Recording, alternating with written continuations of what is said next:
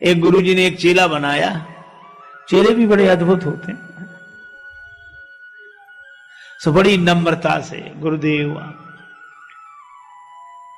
बैठा पास में था। तब तक गुरुजी ने कहा कि बेटा पानी बरस रहा है, गाय को बंधन से मुक्त करो, दूसरी जगह बांध।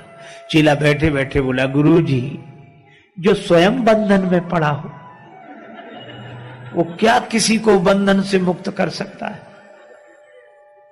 क्षमा करें गुरुदेव, ये मुझसे नहीं हो सकता। बंधन से मुक्त करना तो आपका काम है गुरुदेव। गुरुजी भी समझ गए कि चेला नहीं गुरु वही मिला है। अब गुरुजी ने कहा चेले से विवाद कौन करे, चलो। गुरुजी गए, गाय को की रस्सी खोलकर उसको दूसरी जगह छाया में बांध दिया।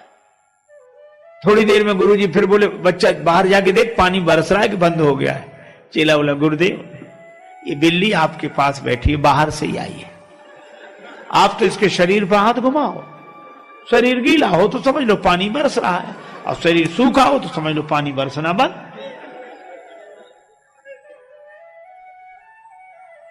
गुरुजी फिर भी चुप रहे। अब रात को गुरुदेव को नींद ना आए, वो दिया जल रहा था। बोले, बेटा ये दिया बुझा दे। चेला बोला, गुरुदेव अब रजाई में घुस गए, अब कौन निकले बाहर। आप तो एक काम करो, क्या रामायण की बात याद करो, मुंह दिए नैन कतों को नहीं। आप तो आंख बंद कर लो, दिया को बुझा ही समझो। गुरुजी ने दिया बुझाया और सवेरे सवेरे एक भगत आया लड्डू लेकर। महाराज भगवान को भोग लगाओ, आप भी पाओ, सबको पवाओ। गुरुजी ने भगवान को भोग लगाया, बाल भोग लेकर। बोले, बच्चा प्रसाद लेगा? सो दौड़ा दौड़ा आया। बोले, गुरुदेव मैंने आपकी 3 आज्ञाएं नहीं मानी है, चौथी भी नहीं मानूंगा तो घोर पाप लगेगा। ये तो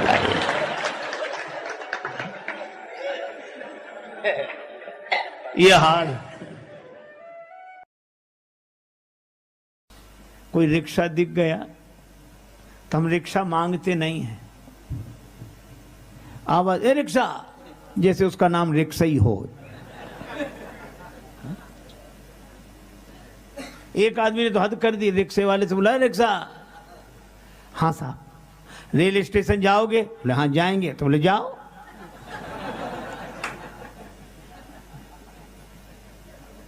दो आदमी एक रिक्शे पर 2 घंटे बैठे, उतरकर उसे अठन्नी दे दी। रिक्शे वाले ने हाथ जोड़कर कहा कि भैया ये तो कम है। दूसरा क्या कहता, कम है? अपना मकान लिख दें तुम्हारे नाम, जमीन लिख दें, बड़े कम। दूसरा क्या कहता, इसके मुंह मत लगो, इन लोगों को मुंह मत लगा करो, ये छोटे लोग हैं, चलो। ये हमारा व्यवहार है और भगवान राम का व्यवहार। आज्ञा नहीं दी, नाव मांगी, मांगी नाव। हे केवट, अपनी नाव ले आओ, हमें पार कर दो। और नाव जब मांगी तो केवट के आंखों में आंसू आ गए।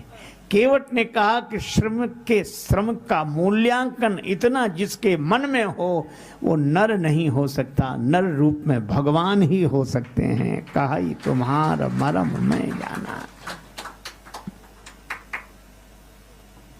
भगवान नाव मांग रहे हैं, आंसू आ गए उसके। कहने लगा मैं आपका मर्म जान गया। भगवान ने नाव मांगी, केवट नहीं लाया, दूसरी तरफ ले गया। उधर नहीं, इधर ले आओ नाव। केवट बोला मैं आपके बारे में अच्छी तरह जानता हूं, नाव नहीं लाऊंगा। मैं आपके बारे में अच्छी तरह जानता हूं, आपको नाव की जरूरत है ही नहीं, यही जानता हूं।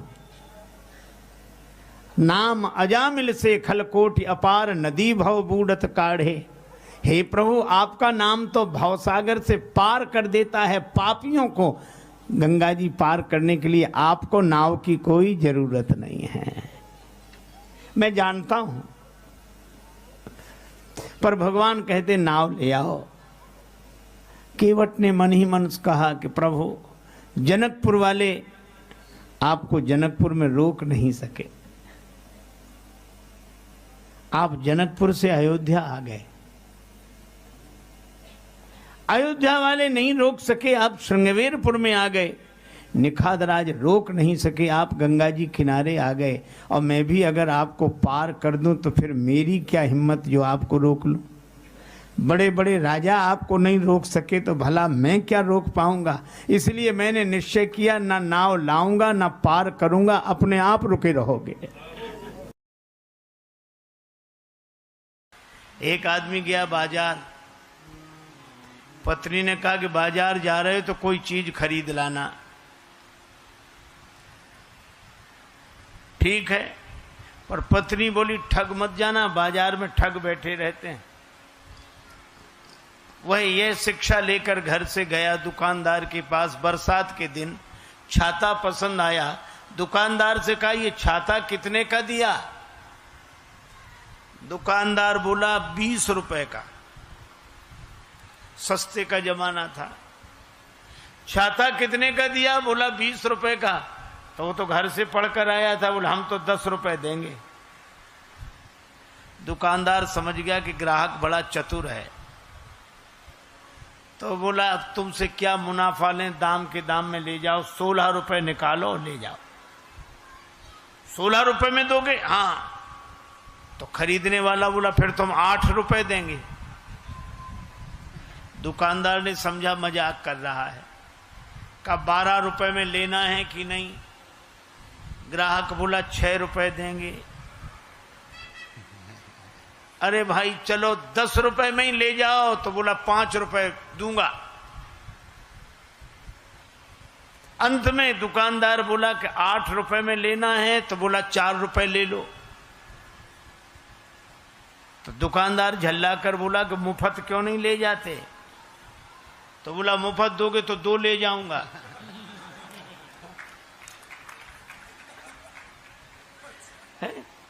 अब बोलो छाते जैसी चीज उसे मिली नहीं। क्यों नहीं मिली? क्योंकि वो किसी एक भाव में टिकता ही नहीं था।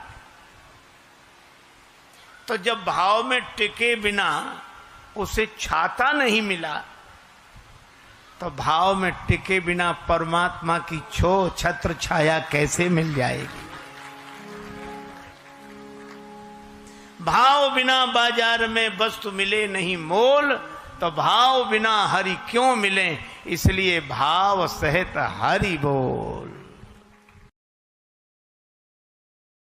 विद्यार्थी से पूछा कि एक टीले पर 10 भेड़ें खड़ी हैं, तूफान आया तो 4 भेड़ें नीचे उतर गई, तो टीले पर कितनी भेड़ें शेष रही? सबने कहा 6, सबने कहा 6। एक विद्यार्थी बोला एक भी नहीं। कहा क्यों? बोले जब एक भेड़ चलती है तो उसके पीछे जितनी भेड़ें होती सब चली जाती है, 4 उतर गई तो 6 क्या कर रही थी वहां? तो ये जो अनुभव की बातें हैं ये गणित से समझ में नहीं आती, अनुभव की बातें हैं।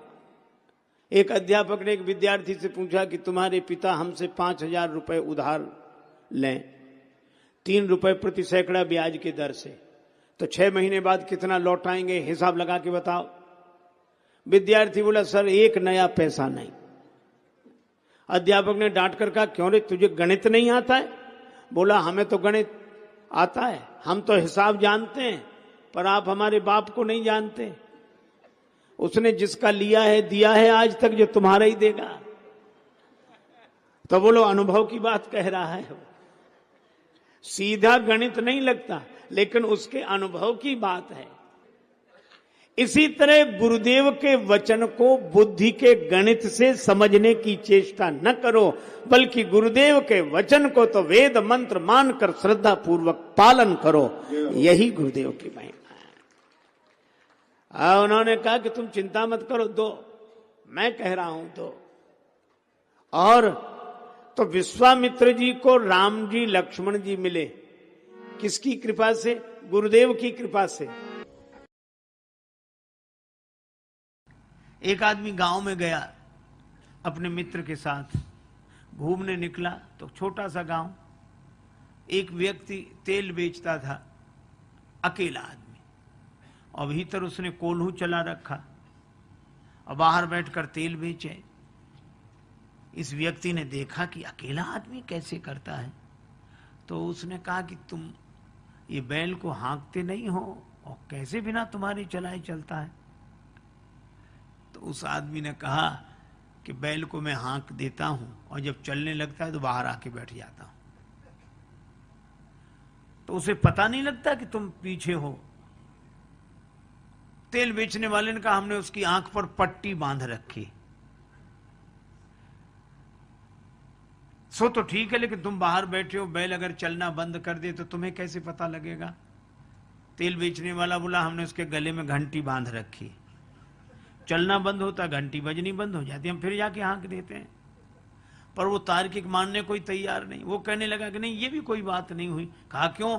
कहा ऐसा भी तो हो सकता है कि बैल एक ही जगह खड़ा खड़ा गर्दन हिलाता रहे, एक ही जगह खड़ा खड़ा गर्दन हिलाता रहे तो भी तो घंटी बजेगी।